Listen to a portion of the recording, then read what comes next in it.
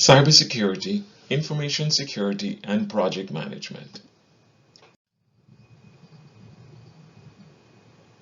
The software development lifecycle implementation phase is accomplished through changing configuration and operation of organizations' information systems.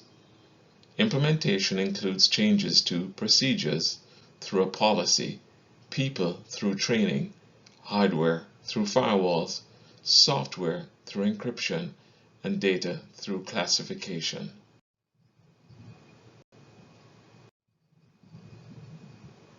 Once an organization's vision and objectives are understood, the process for creating a project plan can be defined.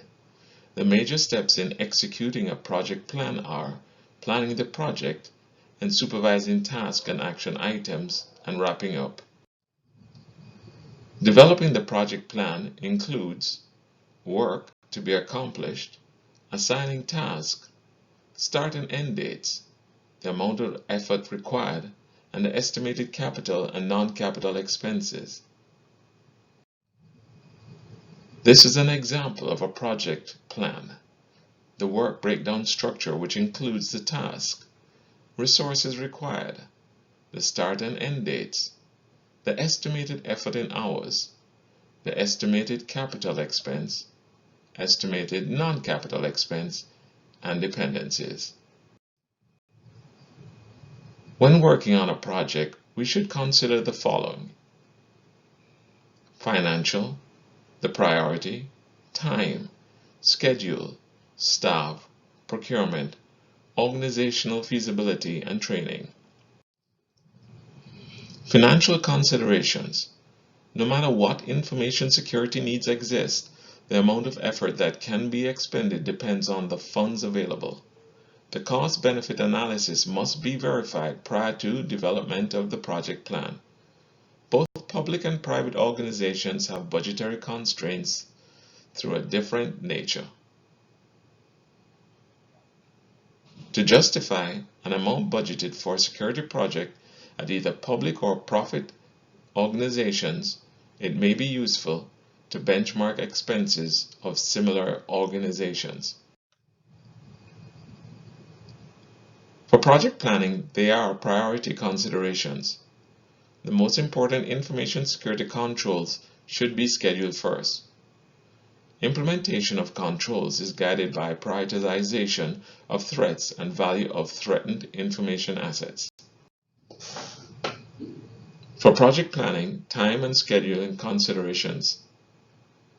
Time impacts dozens of points in the development of a project plan, including the time to order, receive, install, and configure the security control, time to train the users, time to realize return on investment of control. For staffing considerations, sometimes there is a lack of enough qualified, trained, and available personnel. These become constraints. Experienced staff is often needed to implement available technologies and develop and implement policies and training programs. There are procurement considerations. IT and information security planners must consider acquisition of goods and services. Many constraints on selection process for equipment and services in most organizations, specifically in selection of service vendors or products from manufacturers and suppliers. These constraints may eliminate a technology from the realm of possibilities. Organizational feasibility considerations. Policies require time to develop. New technologies require time to be installed, configured, and tested. Employees need training on new policies and technology. Changes should be transparent to system users unless the new technology is intended to change the procedures. We should also factor in training and indoctrination considerations. The size of the organization and normal conduct of business may preclude a single large training program on new security procedures and technologies.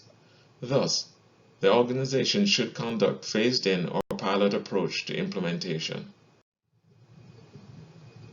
For scope considerations, we must look at the project scope.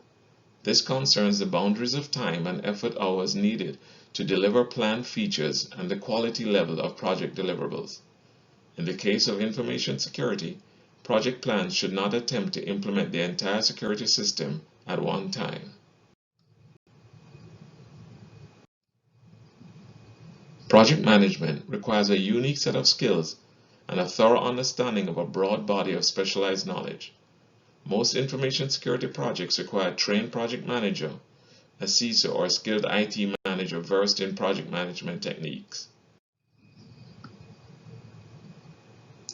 We must always look at the need for project management and have a supervised implementation. Some organizations may designate a champion from general management with interest to supervise implementation of information security project plans. The alternative is to designate senior IT managers or a CIO to lead implementation.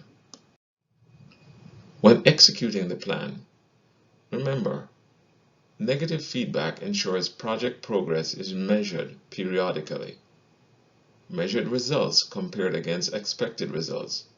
When significant deviation occurs, corrective action must be taken.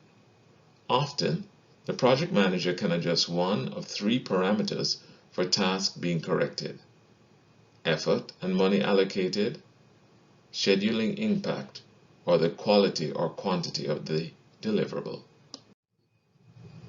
The project management process includes establishing the PM infrastructure, the project definition, the project plan, project management and control, and the project close. The infrastructure includes identifying resources, roles, accountabilities, and the governance structure, whereas the project definition confirms objectives, the scope and risks, and the implementation approach. The project plan is a detailed work plan covering schedules, resources, and costs. From the project management and control standpoint, that looks at the charter, the budget, the risk management plan, and the status report. It also includes how to manage people and track and review data and reviewing the deliverables. When closing the project, you're looking at developing the detailed work plans for project closing and complete the post-implementation review report.